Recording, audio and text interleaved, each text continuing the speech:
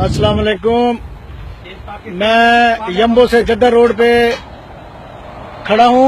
Driver हजरात से ये बात करना चाहता हूँ कि देखें, ये रात को ये पांडा कंपनी की गाड़ी, ड्राइवर बेचारा नींद के मारे यहाँ आके सो गया और ये इसके 4 टायर जो है ना वो जैक लगा के, फिर जैक निकाल के गुटके लगा के खोल के चले गए हैं। लिहाजा मैं अपने ड्राइवर भाइयों से इल्तमास करता हूँ कि सोते वक्त ऐसी जगह सोएं जहाँ पे या कोई पेट्रोल पंप हो या कोई आबादी हो, या फिर थोड़ा सा जब सोए हुए हों तो थोड़ा सा गाड़ी जब हिले तो जरूर आंख खोलें। ये देखें जी, ये बेचारा ड्राइवर जो है ना ये टायर निकाल रहा है अपना और हम उसकी मदद के लिए खड़े हैं यहाँ पे। और ये उन्होंने जैक निकाल के और ये गुटके इस तरह लगा के चले जाते हैं और टायर खोल के ले जाते हैं।